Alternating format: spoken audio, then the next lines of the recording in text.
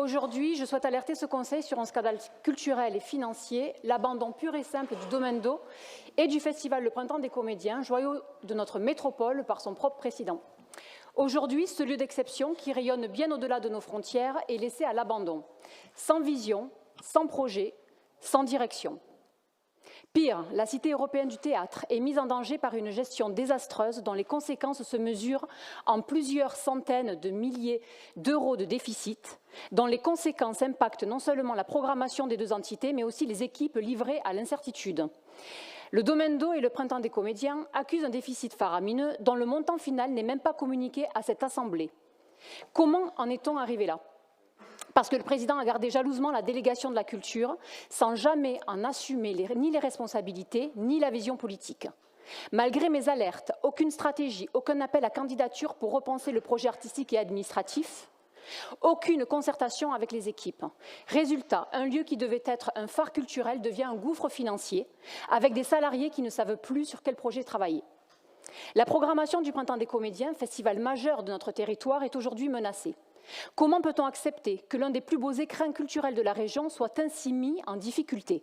Où est la direction artistique forte, complice des équipes, capable de porter un projet fédérateur? Elle n'existe pas parce que vous avez préféré l'immobilisme. Cette situation est inacceptable. Une politique culturelle digne de ce nom se construit avec ambition, avec une vision partagée. Enfin, le théâtre d'eau, fermé depuis des années, est le triste symbole de cet échec. Malgré les promesses, rien n'a été fait avec le département de l'Hérault, propriétaire de la partie sud et de ce théâtre. Aucune négociation, aucune coordination, aucune volonté de redonner vie à ce lieu. Juste des mots, des annonces creuses et une réalité, un théâtre à l'abandon, des partenariats inexploités et une métropole qui tourne le dos à sa propre richesse culturelle. Cette situation donc est inacceptable. Il aurait fallu depuis longtemps exiger des comptes, exiger la transparence, exiger un partage de la gouvernance stable, réfléchi, solide, partagé. Les directions administratives et artistiques ont-elles travaillé main dans la main dans une relation de confiance et apaisée? Jamais. Aujourd'hui, force est de constater que le président a échoué. Vous avez échoué à protéger le Domaine d'eau. Vous avez échoué à soutenir le Printemps des Comédiens. Vous avez échoué à rouvrir le théâtre d'eau. Et vous échouez chaque jour un peu plus à assurer l'avenir culturel de notre métropole. Alors, Monsieur le Président, jusqu'à quand allez-vous laisser le Domaine d'eau sombrer? Jusqu'à quand allez-vous refuser de partager cette délégation culture? Quand allez-vous confier ce lieu à celles et ceux qui ont les compétences pour le sauver? Jusqu'à quand allez-vous sacrifier la culture sous l'autel de votre immobilisme totalement inhérent à votre incapacité de faire confiance? Pourquoi avoir attendu une année après la connaissance du montant réel du déficit que vous seul connaissez pour évincer d'un coup, à 5 mois du festival, en pleine année, la direction artistique et à qui allez-vous la confier? Au bras droit, fidèle et tout aussi responsable du déficit, qui pavanait encore cet été se moquant de la réalité financière auprès de qui voulait l'entendre, et j'avais alerté cet été sur ce sujet-là.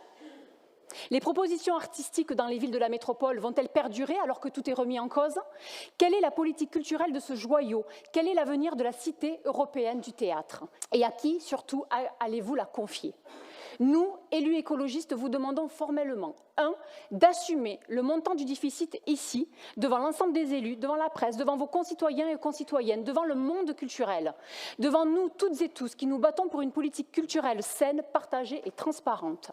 Et 2, de mettre en place, enfin, un appel à candidature pour le projet de l'EPCC, pour une gestion apaisée, solide, ambitieuse, une gestion qui ne sera plus la risée et la désolation. Pour une programmation artistique forte, pensée avec les équipes, pour la pluralité des publics qui viendront se confronter aux sensibles et défendre une politique culturelle à la hauteur de notre territoire, de ses artistes, de ses habitants. Je vous remercie.